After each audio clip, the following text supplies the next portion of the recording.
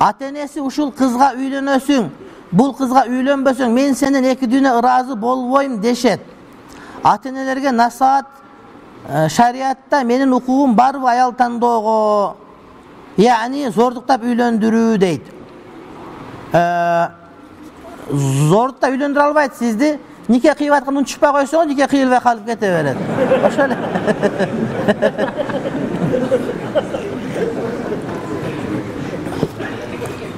Бирок үйлөнүп атканда ата-эне айтканга моюн сунган жакшы болот.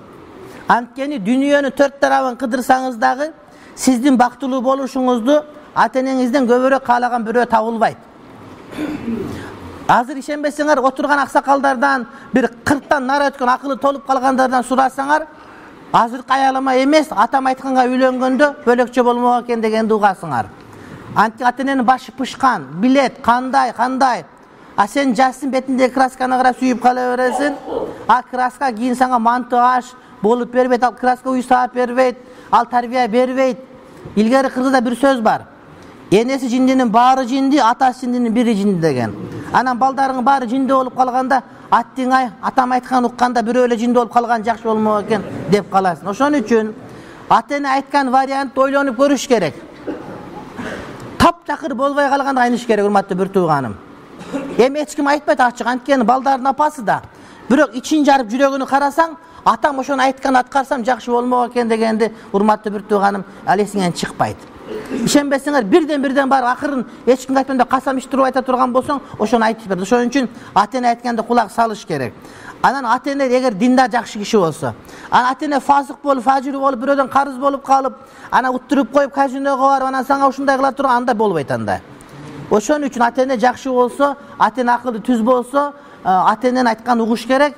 Сүйүү болбосо дагы сүйүү кийин келе берет. Анткени биздин шариат динде сүйүү никеден кийин башталат. Никеге чейинки сүйүү ол шайтандын ал оюну. Ал сүйүү эмес, ал шайтани. Эркектерге насаатыңызды суранабыз, аялга кандай мамиле кылуу дейт. Ушу пайгамбардын жашоосун үйрөнө берсе ордуна келе берет. Анан бир нерсе бар, ар бир аял күйөөгө тийгенде эркекке күйөөгө чыгат да. Анан шариатыбызда талакты эркектин колуна берген. Ошон үчүн эркек бойдон калыш керек. Биринчи маселе, эч убакта аялга теңелип айтышпаш керек.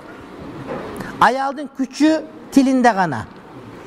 Биз эмес, Азирет Умар дагы теңелген эмес. Азирет Умарды аялы күчү айтышып атса, унчукпай угуп берген. Угуп берген, корккон эмес, ал эркектик ошондо турат.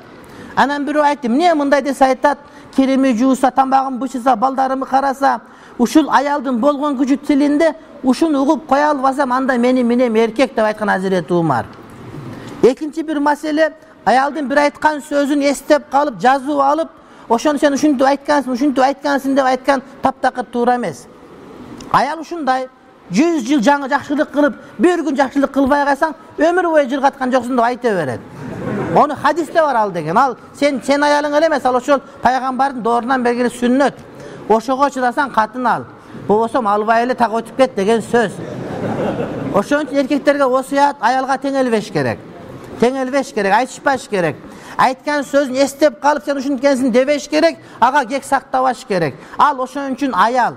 Аял деген, аялуу деген сөз, аны аяшың керек деген сөз. Сенин кызың да аял, энең да аял. Чоң, абанеге чейинки бардык апаларың бардыгы аял болгон, бардыгы ушундай кабыргадан кыйшык жаратылган. Аларга айтышпаш керек, анан аларды урмат кылып сый кылыш керек болду.